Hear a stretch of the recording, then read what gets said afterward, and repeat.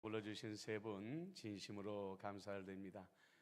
할렐루야. 우리 예배당에서 예배드리신 여러분들, 또 각 가정에서 영상으로 예배드리시는 분들, 하나님의 천국잔치에 오신 것을 진심으로 축하하고 축복합니다.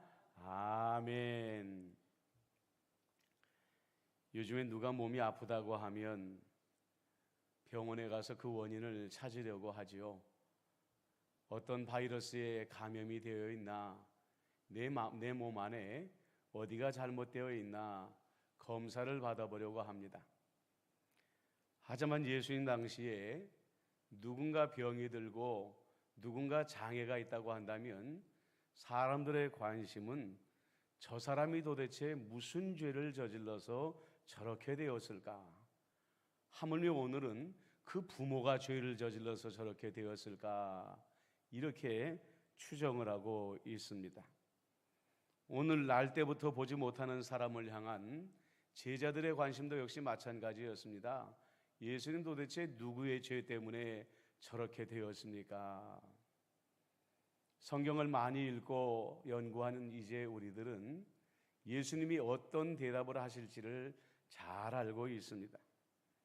예수님은 벌써 이 사람들에게 저 사람이 저렇게 된 것은 누구의 죄 때문에 그렇게 된 것이 아니야, 그러면서 그 사람의 장애가 죄 때문에 그렇게 된 것이 아니라고 분명히 말씀을 하고 있습니다. 그런데 여기서 우리가 한 가지 질문을 가져볼 필요가 있습니다. 그러면 사람들이 질병을 앓거나 어떤 장애를 가지게 되거나 어떤 고난을 갖는 것이 우리가 저지르는 죄와 완전히 무관한 것인가? 라는 질문입니다. 우리는 얼마 전에 우리 예수님께서 38년 된 일어나지 못하는 환자를 고쳐주신 사건을 기억하고 있지 않습니까? 그 사람이 예수님의 앞에 섰을 때에 예수님이 그 사람에게 뭐라고 말씀하셨냐면요, 더 심한 것이 생기지 않게 다시는 죄를 범하지 말아라. 더 심한 것이 생기지 않게 다시는 죄를 범하지 말아라. 다른 사람은 몰라도 그 38년 동안 누워 있었던 사람은 죄와 그 질병이 뭔가 연관이 있었다 하는 것을 예수님이 암시하고 있는 거죠. 얼마 전부터 치유의 신학이라는 한 신학의 장르가 사람들에게 주목을 받고 있습니다. 이 사람들이 주장하는 바는 뭐냐면은 정말 우리가 어떤 장애를 가지고 있거나 어떤 질병을 앓고 있거나 어떤 고난을 가질 때에 그것이 때로는 내가 알고 있는, 아니면 때로는 내가 알고 있지 않은 채로 저지르고 있는 죄와 밀접한 관계가 있을 수 있다. 그래서 그 죄의 문제를 해결해야 그 질병이나 장애나 고난에서 해방될 수 있다라는 것을 주장하는 이들이 있습니다. 물론 이것을 우리가 다 받아들이기에는 어려운 주장입니다. 왜냐? 이들의 주장은 예수님 당시에 율법주의자들이 주장하는 것과 너무나도 똑같이 닮아있기 때문이라는 거죠. 모든 질병과 모든 장애와 모든 고난이 우리의 죄와 관련이 있다. 여러분, 예수님도 그렇게 말씀하신 적이 없고 성경도 우리의 죄와 상관없이 얼마든지 질병이 생길 수 있고 장애가 생길 수 있고 사고도 생길 수 있다, 이렇게 말하고 있기 때문인 것이죠. 그러나 조금 전에 여러분들에게 말씀을 드린 것처럼 예수님도 죄와 우리들이 겪는 고난과 완전히 무관하지는 않다라고 분명히 말씀하셨기 때문에 우리는 이 부분도 한번 자세히 들여다볼 필요가 있다는 것입니다. 여러분들, 기독교에서 가장 주의해야 될 7가지 죄악에 대해서 들어본 적이 있을 것입니다. 이 칠악이라는 것으로 인해서 영화가 만들어지기도 했었지요. 그 죄악이 뭐냐면 탐식이요, 탐욕이요, 나태요, 음란이요, 교만이요, 시기요, 분노입니다. 여러분, 여기서 말하는 7가지의 죄악들을 한 가지 한 가지 살펴보시기를 바랍니다. 하나님이 직접 내게 벌을 내리지 아니한다 하여도 이런 7가지 죄악이 내 내면에 존재하고 있다고 한다면 그 7가지의 죄악은 그 죄악 자체가 나 스스로를 서서히 파괴해가는 것들이다 라는 것을 알 수 있지 않습니까? 우리가 그동안에 야고보서의 말씀을 묵상하면서 그냥 스쳐 지나가면서 이 말씀을 묵상할 때가 있었던 것 같아요. 야고보가 말하기를 욕심이 죄를 낳고 죄가 장성한 즉 사망을 낳는다라고 했습니다. 자, 여러분들 이 표현을 보십시오.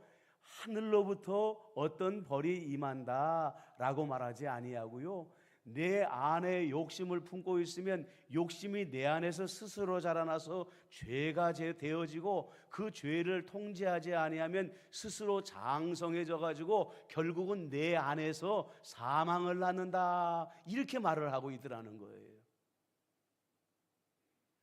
여러분들 모든 질병의 원인이 스트레스다 이렇게 말을 하잖아요. 그 스트레스라는 것을 우리는 외부로부터 오는 것만 스트레스다라고 생각할 수가 있어요. 그런데 알고 보면 7가지의 악은 우리의 내면으로부터 시작해서 우리의 마음을 찌르고 영혼을 찌르고 육체를 찌르는 내적 스트레스라는 것을 우리가 알아야 된다는 것입니다.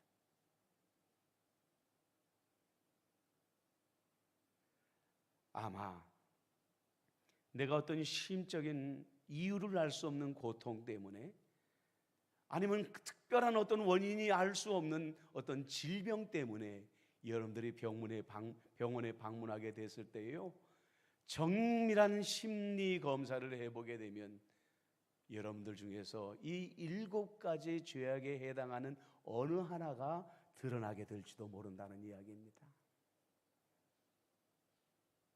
제가 여러분에게 수요기도회 때마다 여러분 말씀을 안 들어도 좋은데 의식 성찰 기도는 꼭 참여했으면 좋겠습니다. 요즘 여러분들에게 자주 그렇게 말씀을 드리죠.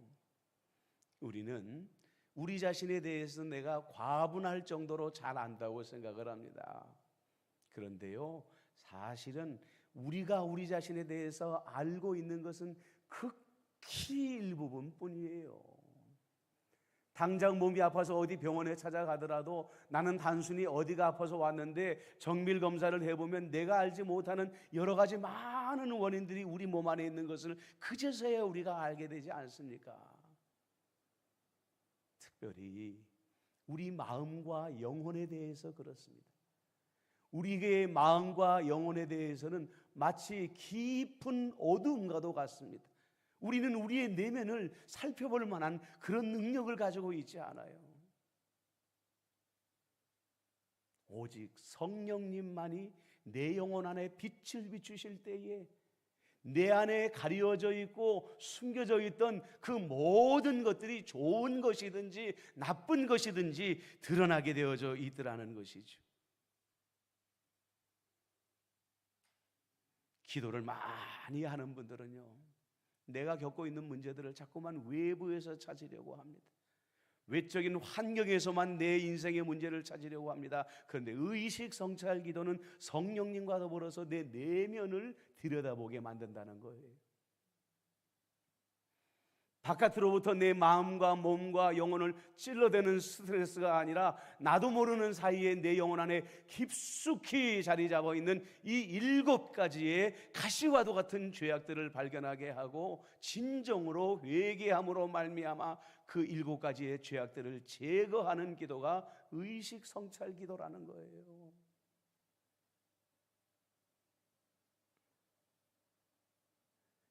저는 여러분들과 이 의식 성찰 기도를 하면서 정말로 우리가 우리 내면을 잘 모르는구나, 그리고 정말로 사람을 불행하게 만드는 것은 환경으로부터 오는 것이 아니라 인간의 내면으로부터 오는 것이구나 하는 것을 인정할 수밖에 없었어요. 언젠가도 여러분들에게 그런 말씀을 드렸습니까? 미국에 유통되어지고 있는 달러들을 검사해 보면은요, 그 달러들의 90% 이상이 코카인에 오염이 되어져 있다고 합니다. 그러니 미국 사람들이 얼마나 많이 이 마약에 가까이 가 있는지를 우리가 알 수 있지 않겠어요? 미국의 가정마다 30% 이상의 가정에 여러분들 무기를 소유하고 있습니다. 미국이 전쟁터가 아닌데 세계에서 가장 국방으로 보면 안전한 나라라고 하는데요, 3만 명 이상의 사람들이 1년에 3만 명 이상의 사람들이 총기 사고로 목숨을 잃어요.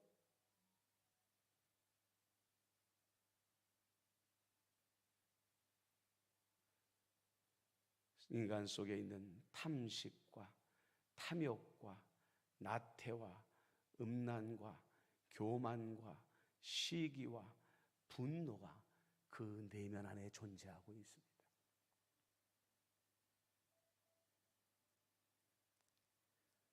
지난번에도 말씀을 드렸지만 코로나19도 마찬가지입니다.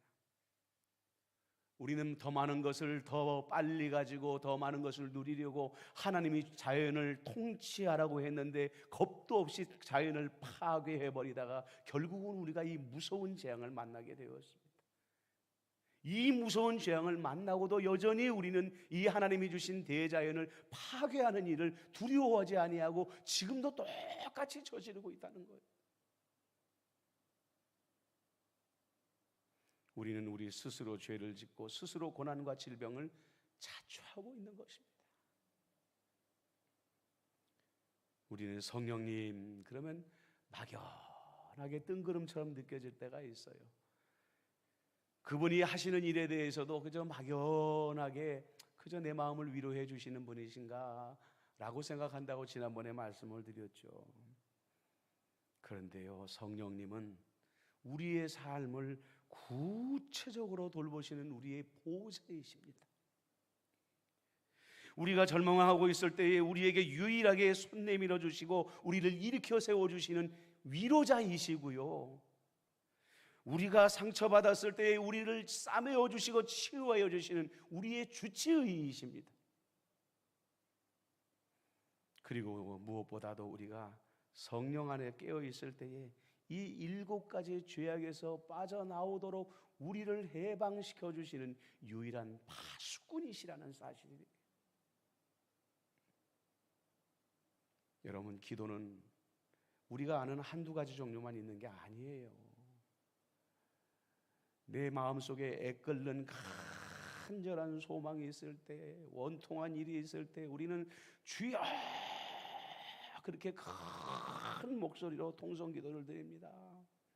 정말 성령의 기름 부으심을 받고 나도 하늘의 기적 같은 은사를 받고 싶을 때 우리는 친절한 마음으로 주께 통성기도를 드릴 때가 있죠.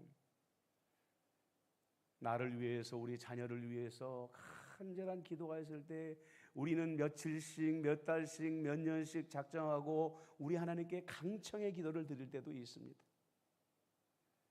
하지만 저는 여러분들 그 여러 가지 기도 중에 하나로 이 의식 성찰 기도를 여러분들에게 강력하게 추천을 드립니다. 살아계신 하나님 앞에 정말 가까이 가게 하는 기도입니다. 실질적으로 내 마음과 영혼을 만지시는 성령님을 실제로 경험할 수 있게 하는 기도인 것입니다.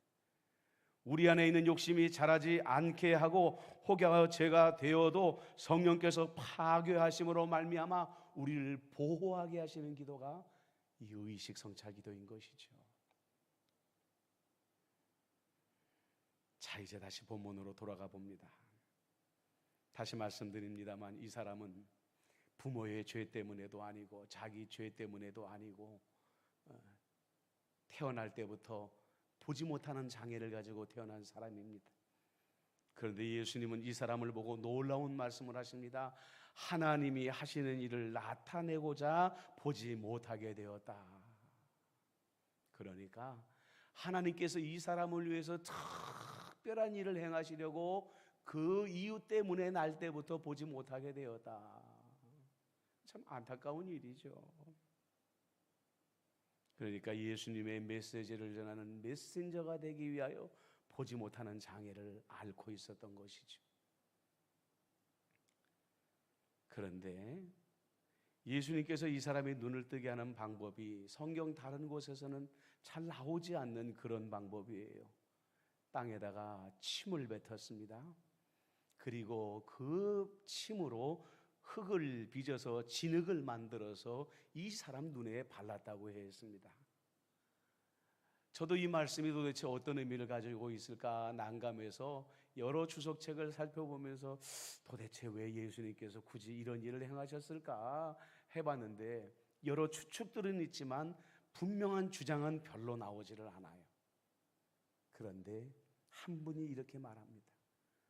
태초에 하나님께서 사람을 창조하실 때에 흙을 빚어서 창조하지 않으셨습니까? 이것은 예수님으로 말미암아 제2의 창조가 일어날 것을 상징하는 사건이다.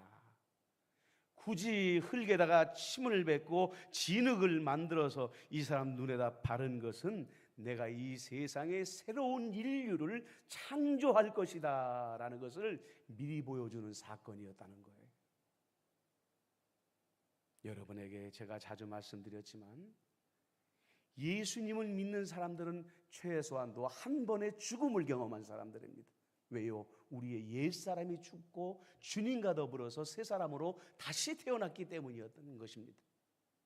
근데 바울은 이것을 에베소서 2장 10절에서 뭐라고 말을 하냐면 그가 우리를 지으셨다, 그가 우리를 만드셨다 이렇게 표현합니다. 이게 뭐냐면 헬라어로 포이에마라는 말인데요, 창조하다 이런 뜻이.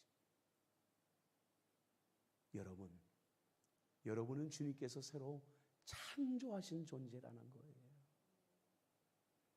요즘 의술이 많이 발전이 되다 보니까 장기 이식들을 많이 받습니다. 신장도 이식받고 간도 이식받고 요즘엔 팔다리도 이식받고 얼굴까지도 이식을 받는 그런 세상이 되었어요. 그런데 인간에게 있어서 가장 없어서는 안 될 장기가 뭘까요? 심장입니다. 이제는 이 심장도 이식받는 세상이 되었어요. 그런데 우리 가운데 누군가 이 심장을 이식받았다고 해서 겉으로 봐서 알 수가 없습니다. 정상적인 생활을 살아가고 있는 거예요. 여러분, 그렇습니다. 우리는 태어날 때부터 이 사람이 맹인이었던 것처럼, 보지 못하는 존재로 태어났던 것처럼 우리는 이 세상에 태어날 때 영혼이 죽은 존재로 태어났다는 것입니다. 그런데 예수님께서 우리를 새롭게 창조하시며 우리에게 새로운 영을 부어 주심으로 말미암아 새 사람으로 창조되어졌다는 거예요. 할렐루야. 우리가 겉으로는 사람들과 똑같이 걸어다니고 똑같이 늙어가고 똑같이 병들어가지만 우리의 존재가 그들과 똑같은 생각을 가지면 안 되는 거예요. 우리의 영혼은 완전히 새로운 것입니다.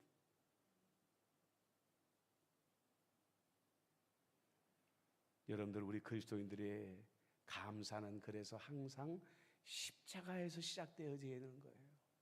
주님의 십자가로 말미암아 내가 새 생명을 받았습니다. 주님의 십자가 때문에 내가 새 영혼을 받아 살고 있습니다. 여러분들, 이 시간에 제가 감사하며 사십시오 할 때 여러분들 담대하게 아멘으로 응답하세요. 여러분, 이 은혜를 감사하며 사시기를 바랍니다. 감사하며 사시기를 바랍니다. 그렇죠. 마지막으로 예수님은 이제 이 사람의 눈을 뜨게 하면 되는 것입니다. 진흙을 털어내고 눈을 열어라 하면 되는 거예요. 그런데 굳이 예수님이 이 사람에게 원래 보이지 않는 사람이지만 거기다가 또 진흙을 발라놨는데 실로암 못에 가서 씻어라 이렇게 말을 한단 말이에요. 실로암 못의 유래에 대해서 여러분들에게 말씀을 드렸죠. 이때는 아마 많은 학자들이 생각하건대 유월절이 끝나고 얼마 되지 않은 때다라고 생각을 하고 있습니다. 왜냐하면 유월절이 되면 장막절을 지내는데 광야에서 지내던 그 시절을 기념하면서 자기 집 옥상이나 들판에 나가가지고 나뭇가지로 텐트를 만들어서 지낸다고 그랬습니다. 그런데 이 장막절 유월절의 중요한 행사 중에 하나가 뭐라고 말씀을 드렸냐면, 제사장들이 이 실로암 못까지 가서 큰 그릇에다가 물을 받아가지고 와가지고 성전의 제단에다가 물을 붓는 거예요. 매일 한 차례씩 일주일 동안 이 행사를 치렀다고 합니다. 왜요? 40년 동안 광야에서 헤매는데 한 번도 하나님은 우리를 목마르게 하지 않았습니다. 그 은혜를 생각하면서 이 실로암에 가가지고 물을 길어다가 하나님의 제단에다가 부었던 거예요. 그런데 예수님께서 바로 그 실로암 못에 가서 그 물로 그 진흙을 깨끗이 씻어내라 이렇게 말씀하시는 거예요. 왜 그러셨을까? 여러분들, 실로암이라는 이름에 힌트가 있습니다. 실로암이라는 이름은 어떤 의미를 가지고 있다고 하시죠? 보냄을 받았다. 보냄을 받았다. 많은 신학자들은 이 사건을 구약과 연결을 시킵니다. 구약에 보면은요, 엘리사라는 선지자가 있었는데 많은 기적을 일으키는 선지자였습니다. 여러분들, 아람의 나만 장군을 생각하시죠? 아주 위대한 장군이었지만 온몸에 나병이 걸렸던 장군이었어요. 그 엘리사에게 오면 엘리사가 기도 한 번으로 자기를 고쳐줄 줄 알았는데, 야, 저 요단강에 7번 가서 몸을 씻어.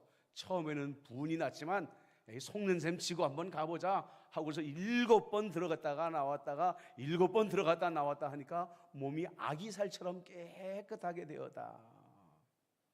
여기서 강조하고 있는 게 뭘까요? 순종입니다. 당장에 예수님께서 그 사람의 눈의 진흙을 털어버리고 눈을 열라 했을 때도 충분히 이 사람의 눈은 열려졌을 것입니다. 그러나 예수님께서 새로 창조한 자의 삶은 순종의 삶이 되어야 된다는 것을 이 사람에게 깨닫게 하기 위하여 일부러 그 불편한 몸을 이끌고 실로암까지 가서 그 물로 진흙을 씻어내라 이렇게 말씀하셨던 것이죠. 이 사람이 예수님의 말씀에 순종하고 사람들에게 묻고 물어서 실로암까지 가가지고 실로암의 물로 여러분들 그 눈을 씻어내게 됐을 때에 눈이 밝아졌다고 그랬습니다. 여러분, 이 맹인의 입장에서 생각을 해보세요. 예수란 분을 만났습니다. 기적을 일으키는 분입니다. 맹인들의 눈을 열어주시는 분입니다. 그런데 자기 눈에 진흙을 발라놨는데 그 가는 와중에 이까지 진흙 씻어내버리고 눈을 한번 떠볼까, 이런 마음이 왜 없었겠습니까?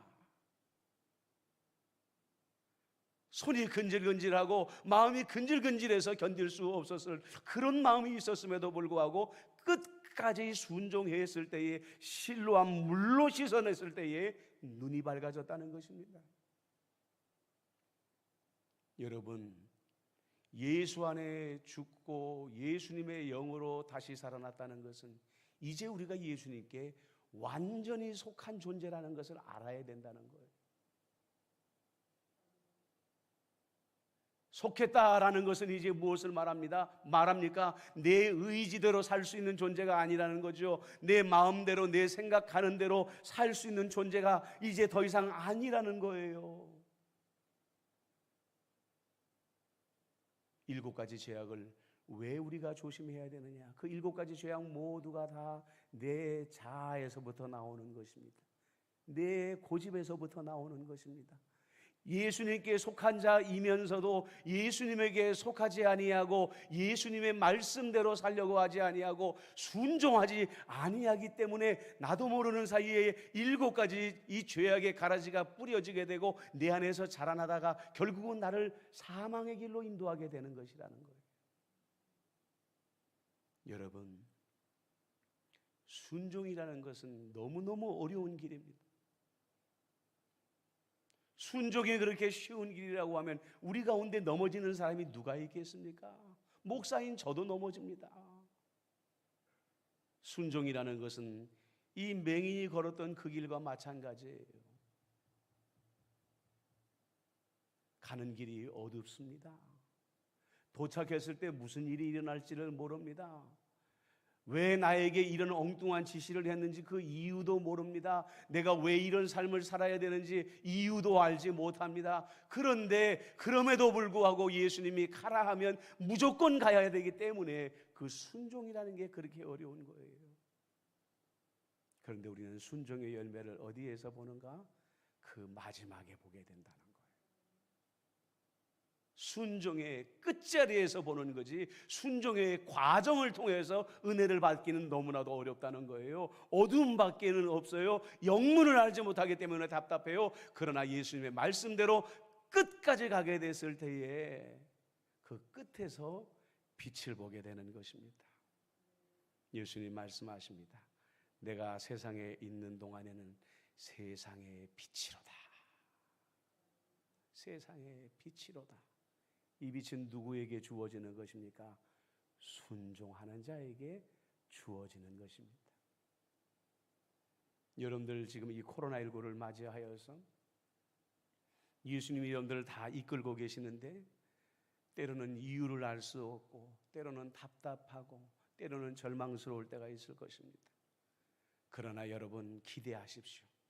여러분들이 아무리 어렵고 어둡고 이해가 안 돼도 주님이 이끄시는 대로 순종하게 되면은 그 끝에는 빛이신 예수님을 반드시 만나게 될 줄로 믿습니다. 그런 여러분들이 되시기를 우리 주님의 이름으로 축복합니다.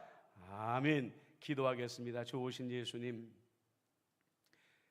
우리 안에 7가지 죄악이 나도 모르는 사이에 자리 잡고 있는지 깊이 돌아보게 하여 주옵소서.